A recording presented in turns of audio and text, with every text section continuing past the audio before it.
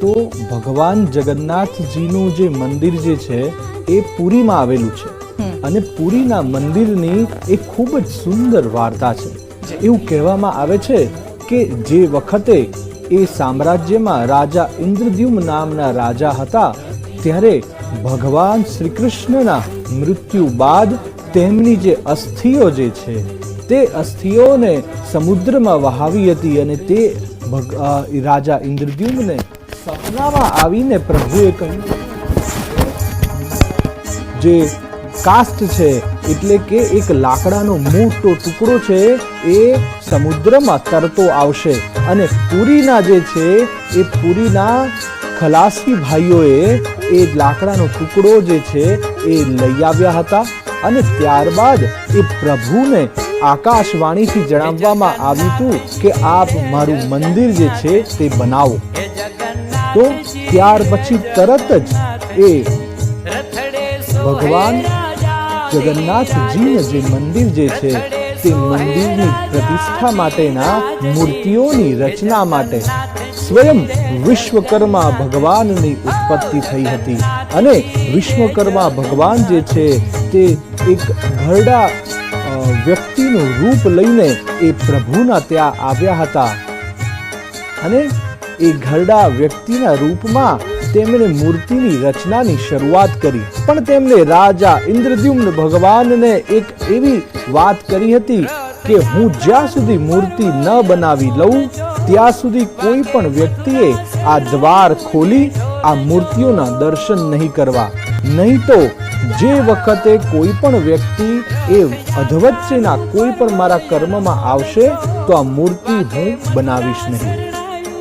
કેટલાય દિવસો વીતી ગયા, કેટલા મહિના વીતી ગયા. એ ભગવાન વિશ્વકર્મા એ બંધ બારણે ભગવાન જગન્નાથજીની મૂર્તિઓની રચના કરતા હતા.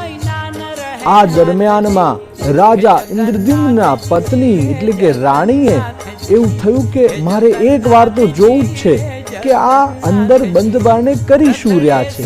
તેમની જે ધીરજ છે તે ખૂટી ગઈ હતી અને ત્યારબાદ આ ધીરજ ખૂટી હોવાના લીધે તેમણે દ્વાર જે છે એ ખોલી દીધા અને આ દ્વાર ખોલતાની સાથે જ ભગવાનનું જે સ્વરૂપ છે તે હજુ તો અડધું હતું.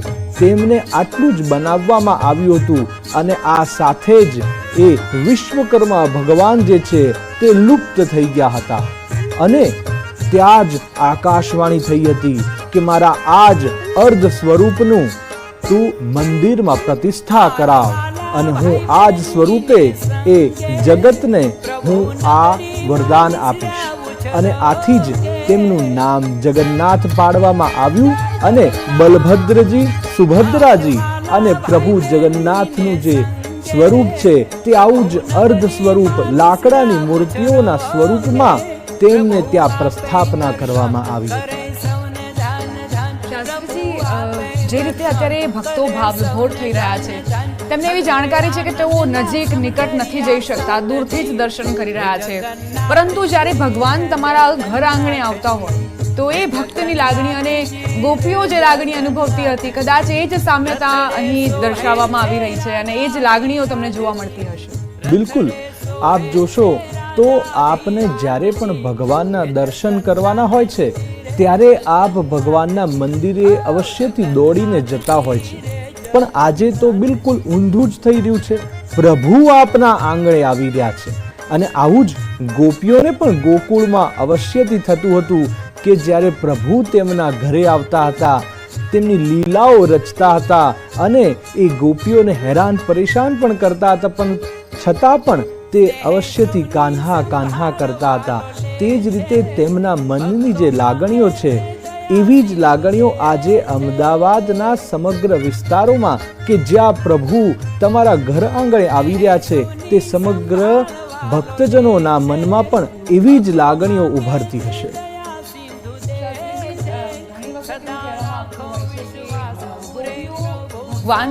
ભગવાનની એક ઝલક જોવા માટે ખૂબ જ પ્રયત્નશીલ રહેતી હતી. એવી યુક્તિઓ અપનાવતી હતી કે ભગવાન તેમના ઘર આવે અને માખણની ચોરી કરે. તેમની બાળ લીલાઓથી એટલી અભિભૂત અને આત્મવિભોર થઈ જતી હતી કદાચ એ જ લાગણીઓ આજે ભક્તો અનુભવી રહ્યા હશે અને એટલે જ આવી ચિક્કાર ભીડની વચ્ચે પણ તેઓ ઊભા છે.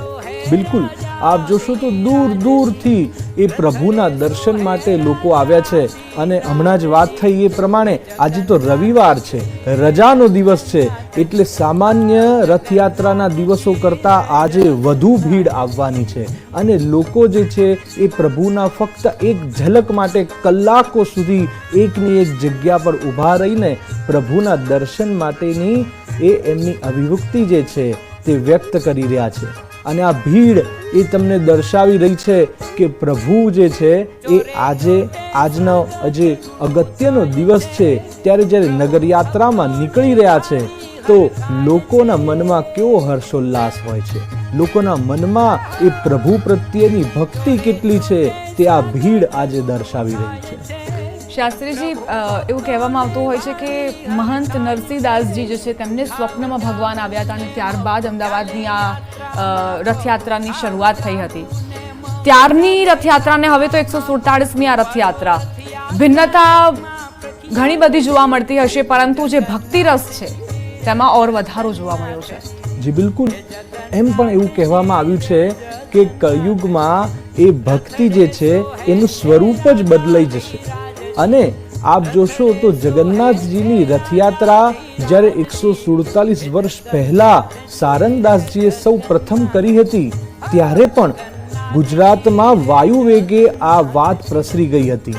અને તે પ્રથમ રથયાત્રામાં પણ એટલી બધી ભીડ ઉમટી આવી હતી કે એ અમદાવાદના સમગ્ર વિસ્તારોમાં તમે જોશો તો આપને કદાચ ધ્યાન હશે તો પહેલા તો રતનપોળમાંથી પણ આ રથયાત્રા નીકળતી હતી, પરંતુ આ ભીડ અને આટલા બધા લોકોના વચ્ચે આ રથ લઈ જતા હોવાથી એ બદલવામાં આવ્યું અને એ રથનો રૂટ બદલીને આજે તો એ 16 કિલોમીટરનો કેટલો લાંબો રૂટ જે છે એ પ્રભુનો આજે આટલો બધો ફેરફાર કરીને આપવામાં આવ્યો છે.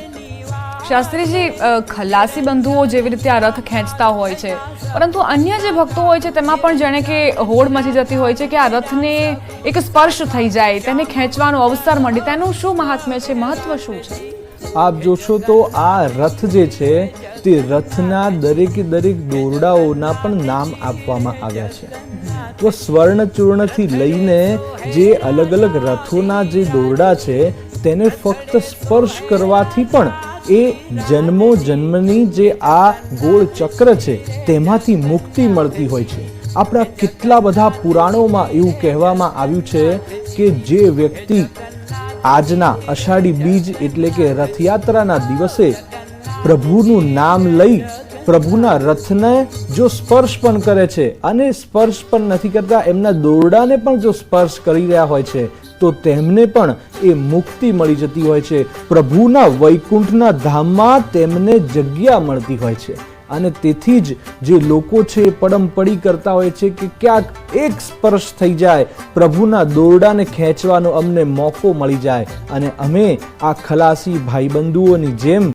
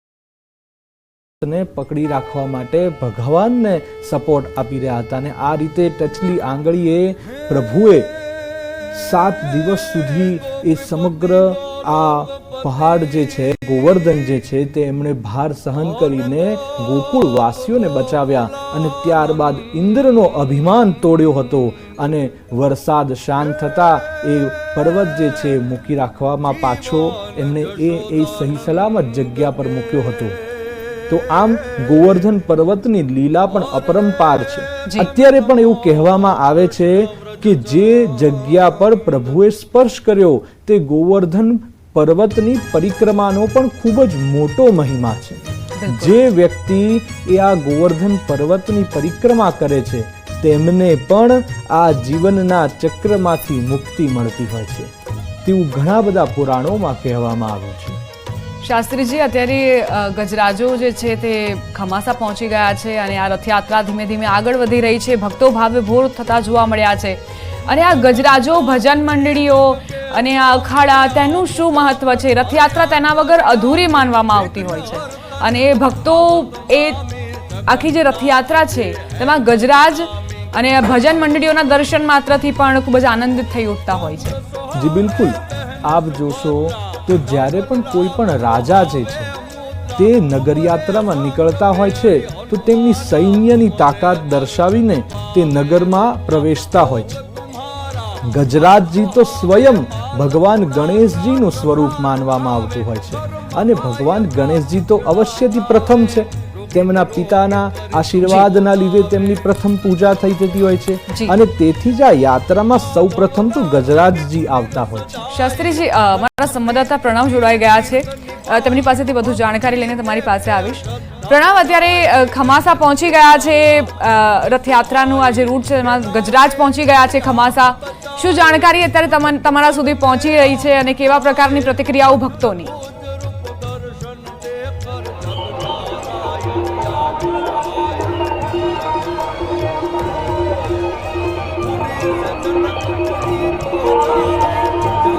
જી પ્રણવ.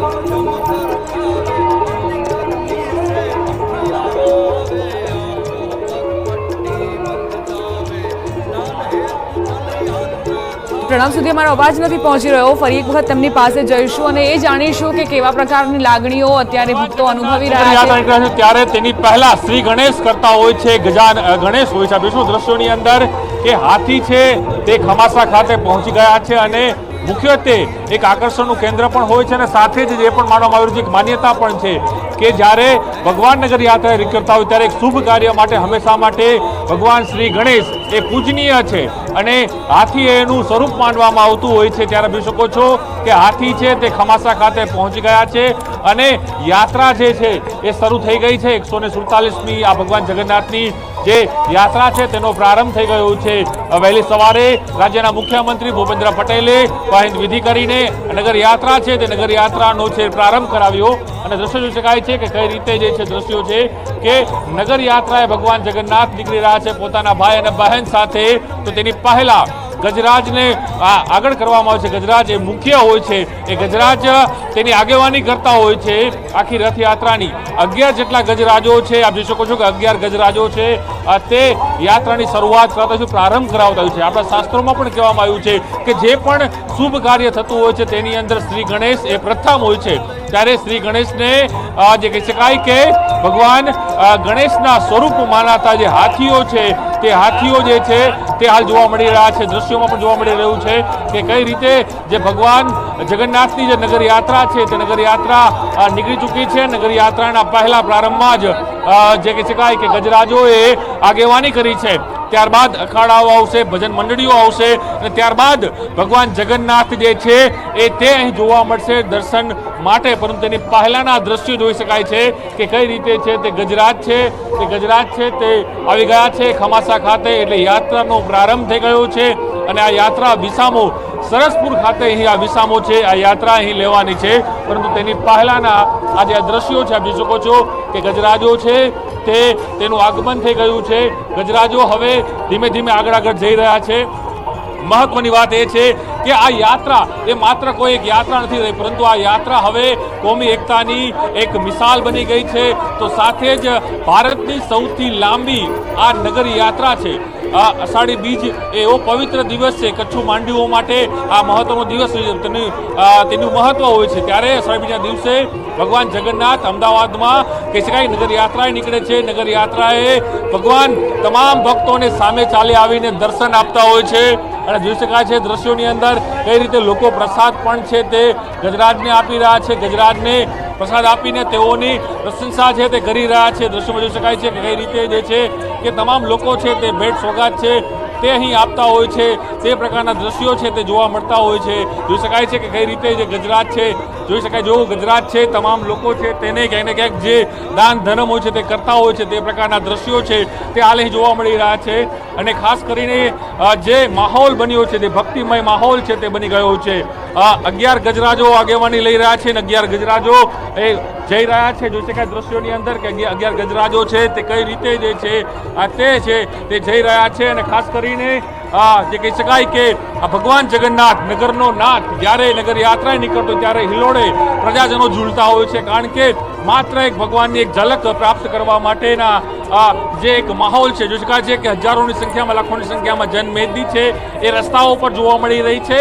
અને હવે 1 બાય 1 જે 11 ગજરાજો છે તે 11 ગજરાજો છે તે 11 ગજરાજો જોવા મળી રહ્યા છે કે 11 ગજરાજો જે છે ગજરાજો કઈ રીતે જઈ રહ્યા છે કે દર્શન છે તમામ લોકો કરી રહ્યા છે. તેનું એક મહત્વ રહ્યું છે ગજરાજોનું. કારણ કે મેં પહેલાં જ કહ્યું કે શ્રી ગણેશનું એક સ્વરૂપ એ ગજરાજ છે તે માનવામાં આવતા હોય છે. અને ગજરાજની પૂજા છે તે પણ થતી હોય. કારણ શ્રી ગણેશ એ પૂજનીય છે. તમામ જે ધાર્મિક હોય છે તેની અંદર તેને મોખરે રાખવામાં આવતા હોય છે. તમામના પૂજનીય છે તે ગણેશ હોય. હું દ્રશ્યો બતાવીશ. જોઈ શકાય છે કે કઈ રીતે ગજરાજો છે તે અહીં આવી રહ્યા છે. લોકો છે ભેટ સોગાદ આપી રહ્યા છે મહાવતને. અને જોઈ શકાય છે દ્રશ્યોની અંદર અનેક જે સાધુ સંતો પણ જોવા મળી રહ્યા છે. અને હવે ત્યારબાદ જે ગજરાજો પૂર્ણ થાય છે ત્યારબાદ જોઈ શકાય છે કે જે મુખ્ય આકર્ષણ જી પ્રણવ આગળ પણ અપડેટ્સ આપની પાસેથી લેતા રહીશું. આભાર જાણકારી આપવા માટે. શાસ્ત્રીજી, અત્યારની આ તસવીરો ખમાસાથી સામે આવી રહી હતી જ્યાં ખરેખર ભક્તિના આ અફાટ દરિયામાં ભક્તો જાણે કે ડૂબી ગયા હોય તેની અનુભૂતિ અમે અહીંથી પણ કરી રહ્યા છીએ. હવે મારે જે તમે વાત કરી રહ્યા હતા રથની અને ત્યારબાદ શું મહાત્મ્ય છે ગજરાજોનું, ભજન મંડળીનું શું મહાત્મ્ય છે તે જાણવું છે. તો આપણે જોયું તો ગજરાજનો મહિમા તો આપણે સાંભળ્યો જ છે. ત્યારબાદ જે છે અખાડા આવતા હોય છે. આપણને થતું હોય કે પ્રભુ જગન્નાથજીના રથયાત્રામાં આ અખાડાનું શું મહત્વ છે, કેમ આ અખાડા આવી રહ્યા હોય છે. પરંતુ આપને જણાવું કે જ્યારે નરસિંહદાસજીએ આ ભગવાન જગન્નાથજીના મંદિરની પ્રતિષ્ઠા કરી રચના કરી હતી તો નરસિંહદાસજી જે છે એ એક આશ્રમમાં હતા ને આશ્રમ જે છે એ દિગંબર અખાડા જે છે એના પરંપરા અનુસાર ચાલતો હતો. અને તેથી જ આપ જોશો તો પ્રભુ જગન્નાથજીના મંદિરની ઉપરની જે ધ્વજા છે તે પણ પંચરંગી ધ્વજા છે. એ ધ્વજા જે છે એ દિગંબર અખાડાનું પ્રતીક છે. અને એટલે જ આ જે રથયાત્રા છે તેમાં અખાડાનું ખૂબ જ મહત્વ છે. એમ પણ જ્યારે કોઈ પણ રાજા નીકળતો હોય ત્યારે તેમના સૈન્યનું પ્રદર્શન અવશ્યથી કરતા હોય છે. તો આ તો જગતનો નાથ છે, સમગ્ર બ્રહ્માંડના રાજા છે. એ રાજાધિરાજ જ્યારે નગરયાત્રામાં નીકળતા હોય તો અવશ્યથી સૈન્યનું પ્રદર્શન તો થતું જ હોય. તો એટલા જ માટે એ અખાડા જે છે તે પણ આ રથયાત્રામાં ખૂબ જ અગત્યનો ભાગ ભજવતા હોય છે. અને ત્યાર પછી ઘણા બધા જે છે લોકો સેવા આપતા હોય છે. જેમાં ઘણા બધા ટેલબા જે છે એ પાછળ આવતા હોય છે જેમાં લોકો પ્રસાદ હોય છે. કેટલાક જે છે એ લોકોને સૂચન આપવા માટેના પણ અંદર એ લોકો આપતા હોય છે. ખટા મતલબ 2 વ્હીલર વ્હીકલ્સ